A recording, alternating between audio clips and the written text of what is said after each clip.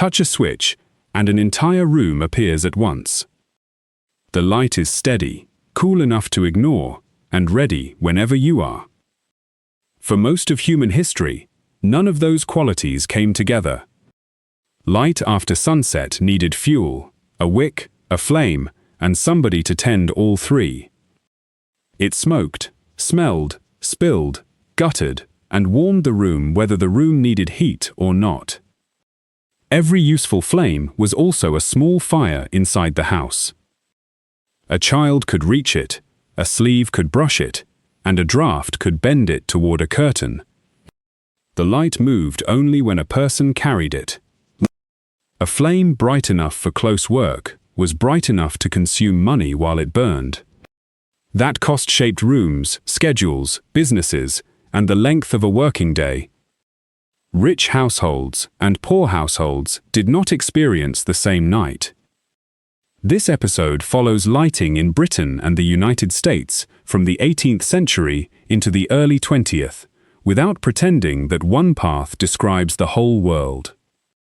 Before reliable artificial light, daylight did most of the serious work. Windows were not decoration when hands needed to read print, cut cloth, prepare food, or keep accounts. A table near the window could be a workplace for several different people across one day. Tasks that demanded sharp vision were easier to schedule before dusk. Meals, mending, study, and travel all negotiated with the setting sun. The hearth gave heat and a restless orange glow, but it did not light a room evenly. People used pale walls, polished metal, and mirrors to push a little more light toward the place it was needed. A candle could move from table to bedside, but the darkness moved back in behind it. Corners stayed dim, faces disappeared at a few steps, and fine detail became hard to see. In many ordinary interiors, the fire remained the largest source of light after sunset. Wealth could multiply flames through candlesticks, wall brackets, and chandeliers. A household with less money might gather around one flame or simply stop certain work. Darkness was not an empty space waiting for invention, because people had already arranged their lives around it. In parts of Britain, one inexpensive answer was the rushlight. The soft pith inside a rush was peeled out and dipped in animal fat or grease. An iron holder gripped the thin strip in a pair of jaws. The flame was small, low, and close to whatever stood beside it. As the rush burned down, someone had to move it through the holder. A British Museum catalogue cites a historical estimate that a 15-inch rushlight lasted about half an hour. An evening of reading could therefore require several rushes and repeated attention. The material was humble enough to gather locally, which helped households avoid buying a finished candle. But cheap fuel produced a weak flame and another job for the person beside it. Simple fat lamps worked on a similar bargain. They could burn grease in a shallow pan, yet the smoke, soot, and smell often outperformed the light. Low-cost illumination was still paid for in preparation, maintenance, and dirty air. Tallow was the common candle material in many British and North American households. It came from rendered animal fat, often from sheep or cattle. The fat had to be cut, melted, skimmed, and strained before it could become useful fuel. For dipped candles, lengths of wick went into the warm tallow again and again. Each thin coat had to cool before the next one could cling to it. The repeated dipping slowly turned string into a candle. Metal molds made candles more uniform and allowed several to be poured at once. Wicks were commonly made from spun cotton or linen. A tallow candle could smoke, smell, soften in warm weather, and burn unevenly. Older wicks did not reliably consume their own charred ends. Special scissors called snuffers trimmed that blackened wick while the candle still burned. Without trimming, the wick could bend, the flame could gutter, and molten tallow could run down the side. Beeswax burned more cleanly and had a higher melting point. Its limited supply made it more expensive and placed it beyond many everyday budgets. The candle on a table therefore recorded income, access to raw materials, and somebody's earlier labor. One candle did not fill a room in the modern sense. It made a useful circle, and everything outside that circle became less certain. A reader brought the page close. A seamstress brought the needle closer still.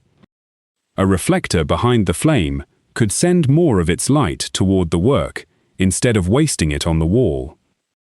Several candles produced a brighter room, but they also consumed several times the fuel.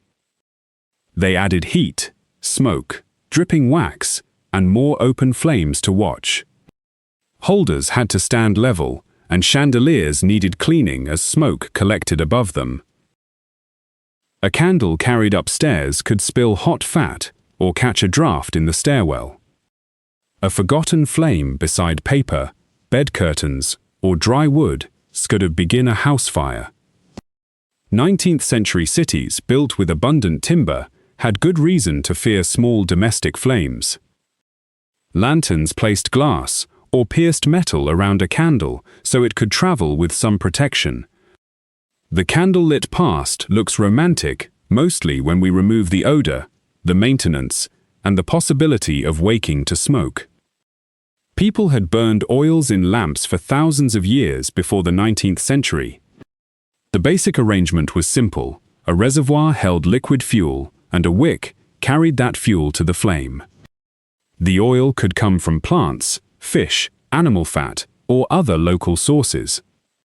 In 18th and 19th century America, whale products became major commercial lighting fuels. Sperm oil was valued because it burned brightly, clearly, and with relatively little smoke or odor. It went into private lamps, public lighting, and lighthouses. Spermaceti was a waxy material taken from the head of a sperm whale. Refiners used it to make expensive candles known for a clean and steady flame. Those qualities helped make spermaceti candles a standard for measuring light. Demand sent ships across oceans and crews into dangerous hunts that could last for years. A quiet lamp in a parlor was connected to barrels, refineries, ports, and dead whales far beyond the room. That connection was easy for the person using the lamp to overlook. Whale oil was never the only fuel, and many households kept using cheaper tallow, grease, or other oils. Petroleum found in Pennsylvania in 1859 opened a new supply of mineral oil. By the end of the 19th century, kerosene and other petroleum products had largely replaced whale oil for illumination in the United States. Lamp design mattered almost as much as the fuel inside it. In 1780, M. Argand patented an oil lamp built around a hollow circular wick. Air could reach both the inside and the outside of the flame. A glass chimney strengthened and regulated the draft. The result was a brighter, steadier flame with less smoke than many earlier lamps. National Park Service histories describe an Argand flame as roughly 7 times as bright as a candle. A useful improvement for a household could become something harsher in a factory. The Smithsonian notes that factory owners used the bright, steady Argand lamp to prolong the workday. More light did not automatically create more leisure. Kerosene lamps later brought an economical, bright flame into a familiar reservoir and wick design. The user still filled the reservoir, adjusted the wick, and watched for smoke. Glass chimneys collected soot and broke, while spilled fuel and open flame remained dangerous. Better lamps reduced some work and created a new routine of filling, trimming, cleaning, and careful storage. Manufactured gas changed lighting from a portable object into an urban system. Gasworks heated coal in sealed retorts, collected the gas and stored it in large holders. Underground pipes carried that fuel toward streets, factories, shops, theaters, and homes. Third, Frederick Albert Windsor publicly demonstrated gas street lighting in London's Pall Mall in 1807. Baltimore put gas streetlights into service in 1816. A lamplighter still walked the route to ignite, inspect, and later extinguish individual street lamps. Many people first met gaslight in streets and workplaces rather than in their own houses. A fixed gas burner could brighten a room without anyone carrying in a bottle of oil. But the fixture could not follow a reader from one chair to another. Pipes, burners, valves, gasworks, and later meters tied the flame to a company and a bill. Gas burned inside the room and added heat while consuming oxygen. Poor combustion could produce smoke and blacken walls or ceilings. The Science Museum notes that fumes and the risk of explosion made gas unpopular in bedrooms. A leak could turn invisible fuel into a household danger. Outside, gasworks brought retort houses, coal deliveries, waste, pipes, and enormous holders into the city. Gas made night available as a service, but the service arrived first, where customers and industry could pay for it. More light could mean freedom for one person and a longer shift for another. Shops used bright windows so customers could inspect goods after sunset. Theaters, museums, eating houses, and streets stayed active later. Factories could keep machines and workers moving beyond the natural day. The Smithsonian describes artificial light as a tool that increased production by extending working hours. The employer purchased the light, but the worker supplied the additional time. At home, better illumination allowed more reading, sewing, bookkeeping, and social life. It also allowed paid piecework and household labor to continue after dark. Every extra hour still consumed candles, oil, gas, or electricity. A wealthy parlor could display many flames while a working household rationed one. Servants and household workers often cleaned the glass, trimmed the wick, carried the fuel, and checked the flame. Lamplighters, chandlers, whaling crews, refinery workers, and gas workers stood behind the light without standing in the room. Artificial light did not abolish the cost of night. It moved that cost into fuel markets, utility networks, human labor, and unequal access. The first electric light many city dwellers saw was not a gentle household bulb. Arc lamps made light by passing current across a gap between carbon rods. They were intensely bright, hot, noisy, and better suited to streets or large interiors. Their glare could make familiar gaslight look soft by comparison. A practical domestic incandescent lamp required a smaller and more controlled light. Many inventors worked on filaments, glass bulbs, vacuums, generators, and distribution. Thomas Edison did not invent electric light from nothing. His major achievement was helping develop a complete commercial system around a practical incandescent lamp. That system needed generators, wires, sockets, switches, fuses, meters, and customers close enough to serve.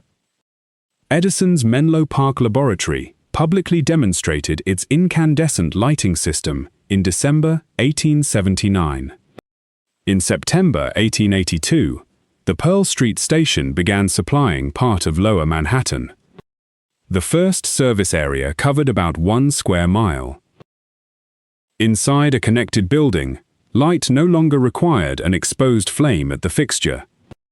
The user did not fill a reservoir or trim a wick before every evening.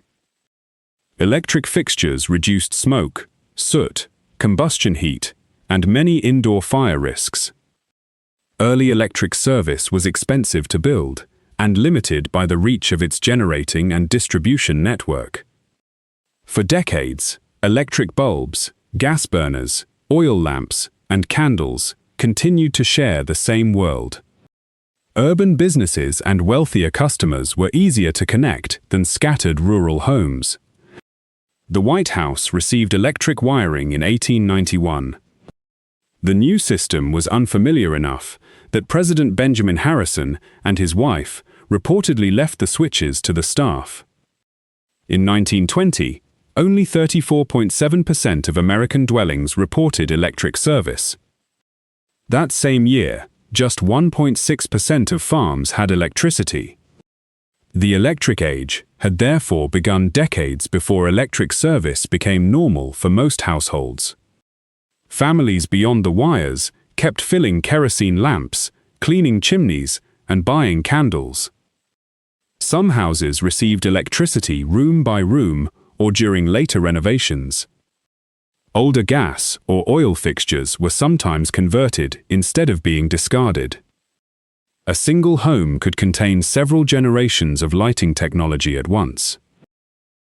A bulb was useless without copper, a generator, a distribution business, and a payment system. The bulb became the famous object because the network was harder to place on a mantle. What changed ordinary night was not one invention, but the slow construction of reliable access. A modern room can flood with light before your hand leaves the switch. The cost still exists, but it is hidden in a meter, a power plant, and thousands of kilometers of network.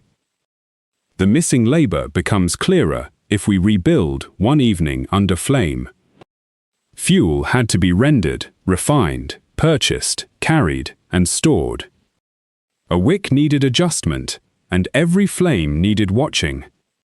Glass had to be cleaned after smoke settled on it.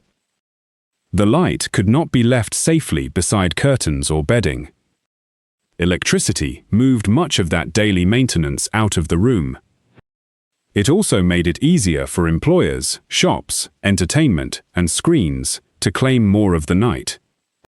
Cheap light did not guarantee free time. The switch changed what darkness could demand from a household, but it also changed what other people could demand after dark. The next time a room appears at one touch, remember the long chain of burned fat, hunted whales, coal gas, cytil, kerosene, copper, and human hands hidden inside that ordinary light.